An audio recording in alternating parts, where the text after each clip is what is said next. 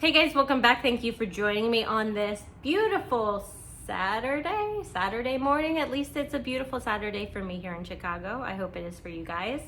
I spent last week reading 2 Colleen Hoover books, and boy were they awful.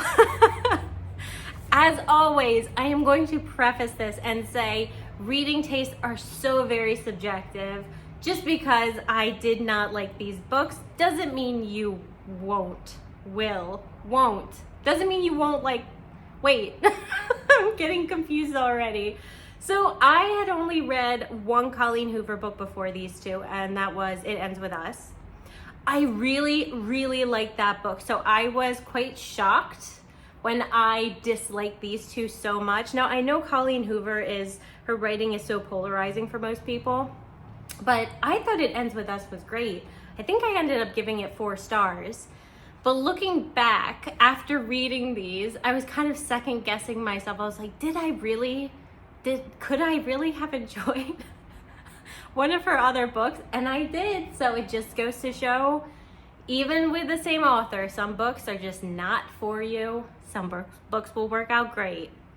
These 2 did not work out for me. So the first book I read, I think was this one, November 9. This is not good for me, but the better of the 2, I will say. So this book is about 2 people. One is Fallon and the other is Ben.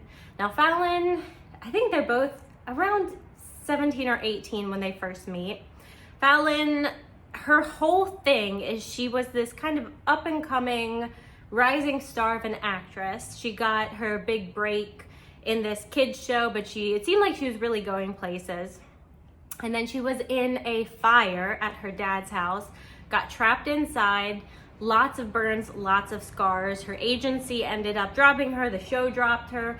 So now, a few years later, she's really struggling. She's trying to find her way, and she's thinking about moving to New York to pursue acting on stage. She meets Ben in a little diner.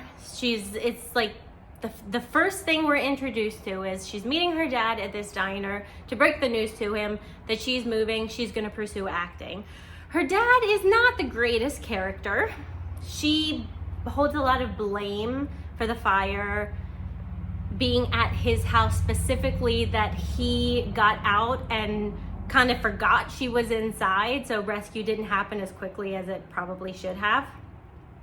Ben is just randomly sitting at this other table, and her dad is really laying into her like, you're not gonna succeed, you have to face facts, you've got to be realistic, you're not made for this industry anymore because of your looks, pretty much. And Ben comes over, pretends to be her boyfriend. I think she said something about guys don't give her the attention that they used to. He comes over and he's like, oh, I'm sorry, darling, here I am. I'm sorry I'm late. It's nice to meet your father. I've heard a lot about you, blah, blah, blah. And Fallon plays along. They end up spending the rest of the day together. Fallon is moving to New York like the next day, so there's no real future planned out. It's not like things can happen between the 2 of them, but there is this kind of instant connection that they have. And so they make a deal next year, the same day on November 9, they are going to meet at a certain diner at a certain time, and they can't communicate in between now and then for really stupid reasons. Fallon's mother has this notion that you have to be 35 or something before you can look for a partner, because there's no way you know who you really are before the age of 35. Or is it 25? I don't remember. It's some obscure age. And Fallon really believes this, I guess. So even though there is that horrible love at first sight type of connection, she's like, no, we can't communicate, we can't talk. It makes no sense, but that's what happens. I mean, the book has to create some sort of tension somehow. Now, that premise, I don't think that's a bad premise. I think you can do a lot with that. You can show how people change through the years, how relationships change, how what you want changes, what you're attracted to changes, to see like, does love at first sight, does it actually last, does it really exist? You can do a lot with it. The characters in this book were so annoying. Fallon is so dramatic and she's like crying every other page. To be fair, she is 18 years old at the start of this book. That's a very dramatic age, I guess. When we get into Ben's point of view, the first thing I thought of was the book You by Carolyn something, that's about the being in the mind of that stalker, murderer, creep. For some reason, there was some sort of connection there where I'm like, Ben equals this weird stalker kid. It is a very cheesy book that so many of the lines in it just made me like shudder. I'm like, oh, that's, some people love that. If you love that, this is for you. I don't like the love at first sight, move really fast trope. That's really what this is. It also reminded me of The Alchemist. I think when I did that review, I said it felt like reading quotes from like a teenager's Pinterest. That was this. This felt very much like fan fiction, but not the really good fan fiction, because it does exist. It is out there. This was the fan fiction that you have to like dig through to get to the good stuff. I will say there is a twist in this book that does so much to redeem it. I did not see this twist coming. It did add quite a lot of tension. It was a big surprise. So the first half and the second half of this book feels like two completely different books. But in the end, that just wasn't enough for me to really enjoy it. I went into it thinking, originally it wasn't as good. Like the writing wasn't as good as I remember her writing being. And I thought, that's okay. This can be kind of maybe more of like a guilty pleasure book. And it just didn't even get there for me because it was so repetitive, so nonsensical. The characters would do something, Ben or Fallon would do something or act in a certain way and surprise the other one. And they'll think, oh, I don't know you at all. No, you don't know them at all. You've known this person for 2 hours and it's just terrible.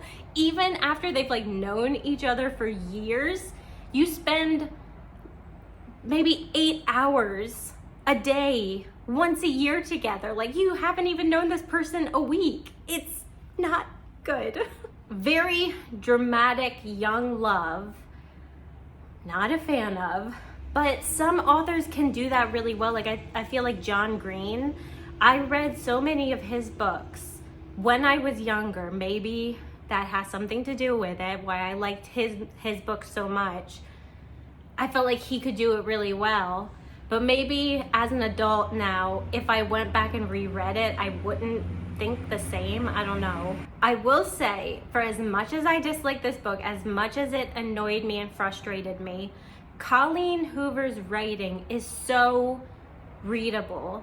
It's so easy and it goes by so quickly, and you do just kind of end up turning the page.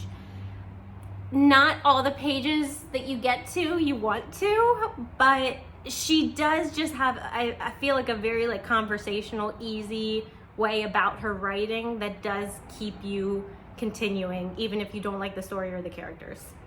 With November 9, mostly bad, but did have some redeeming qualities to it.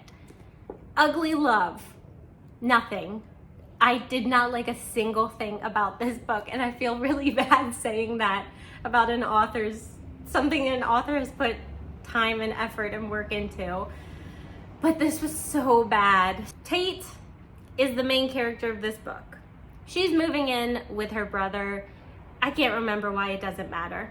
She goes to his apartment. He's a pilot, I guess. He's away on a trip. She goes to his apartment, and there is a man sleeping sprawled against the door.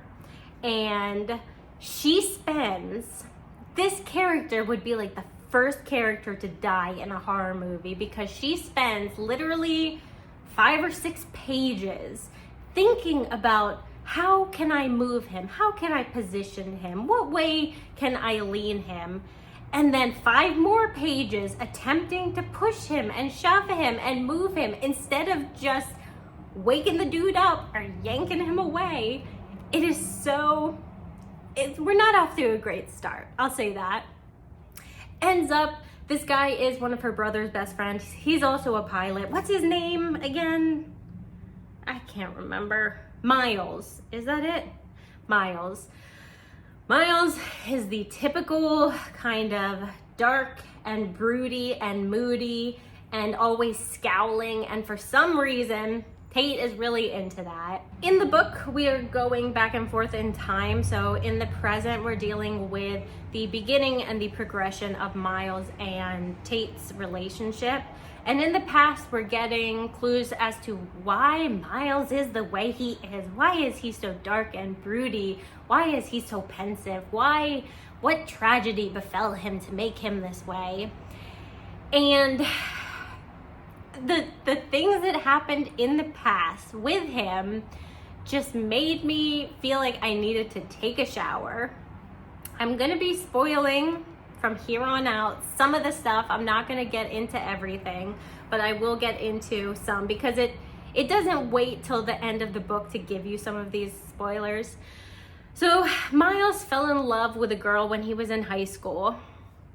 And by fell in love with, I mean he met her at school and his principal asked him to walk her to a class. And in that 5 minutes, he knew this girl is gonna have my kids one day. Literally, that is what it says. He says this to another friend 5 minutes after he's met this girl. Again, the love at first sight, the obsession at first sight, I just don't like that trope at all. Let's move past that. He calls her that night. He's like, do you want to go out on a date or something? The following day, they find out that their parents, because he lives with his father, she lives with her mother. I think his mother had previously passed away, and I guess the other lady was divorced, blah, blah, blah, single parents. They meet, and surprise, children, we are in love, and we are going to be getting married. And despite the fact that they are going to be step siblings, they decide, let's just keep this relationship going. Let's get physical, and we'll just keep it a secret. We will stop because both of us are going to be going away to college soon. So let's date in secret for however many months from now till then, and we'll just kind of go our separate ways, even though we're going to be in each other's lives for the rest of our lives. So that's what we're dealing with in the past, and we're dealing with a completely different Miles who there's no similarities between past Miles and current Miles. So Tate, our heroine, is just kind of this caricature of a typical female romance lead. She's a nurse who really cares about homeless people, and it's there's nothing wrong with having a caring female character, but the things that she does and the way she acts to show that she's caring, to show she's a good person, is just so typical and expected, I guess. She and Miles begin a relationship, and they agree that it's just going to be physical. It's going to be friends with benefits, no feelings involved, because that always works out so well, and that worked out so well for Miles in the past. But Miles is just, there's something about Tate. It's like Edward and freaking Bella. It's like he can't stay away from, even though he knows there's gonna be heartbreak in the future. And Tate is starting to get attached, and she knows she's getting attached, and she knows she should break it off. And she says this about 50 billion times in the book, and yet she doesn't do it. The current Miles, who is supposed to be like this heartthrob that Tate is so obsessed with and can't stay away from, is just, again, he's just this two-dimensional expected character where it's like the tortured bad boy, except for he's not a bad boy, but he's so grumpy and so rude, and Tate gives him so many excuses for being the way he is and not acting like a normal human being. There's another kind of tragedy that befell Miles in the past that I did see coming from far away. That surprise, that twist was very expected, whereas November 9 kind of hit me out of nowhere. They're just such annoying characters in the end. Miles will say something like, I like cheeseburgers, and Tate will think, I and like and cheeseburgers are my new 3 favorite words, and I can listen to him say that all day. But she does this like 4 separate times where he'll say this stupid sentence, and then she'll name out every single word in the sentence and be like, oh, this word is my favorite and that word is my favorite, and it's so bad. And then Tate is just like made to be a doormat for Miles. She's got no backbone. She has no respect for herself. And that is really aggravating to read in what is supposed to be a romance novel, where you're giving such like unhealthy relationship expectations, and then people are like romanticizing that. I'm like, these characters just need to stay single. They need to do some work on themselves, and then maybe in a few years they can get in a relationship. And the writing also just was not, it goes full force into that cheesy romance writing, which once again, some people love. Some people just can read romance books all day long. I am not one of them. I remember like one of the lines was like, I didn't fall into love, I flew into love, because he's a pilot. It's just so many of the lines just made me laugh, and I don't think they were supposed to make me laugh, or maybe they were. Maybe it was supposed to be kind of humorous and that just went over my head. But Colleen Hoover, I loved It Ends With Us. I'm not sure what happened with these two. Maybe it's me. I don't know, because so many people love her writing. If you love her writing, if you love these books, I'm happy for you. I just did not. But you know what? Some books, even if you really dislike them, they're still fun to talk about. Like, you can just go on and on and on. And I think that's a sign of there's something good if you can be aggravated. Like, I think it's better to be aggravated by a book and annoyed by it than it is to just kind of be blasé. But maybe that's just me. Anyway, thank you guys for listening to me drone on and on about these 2 books. We're gonna read something else next time. But I am glad I tried more of her stuff. At least I've got a better idea going forward of what I might like and might not. But thank you guys again for joining me. I hope you guys have a great rest of your day, weekend, whatever. And I'll see you next time. Bye.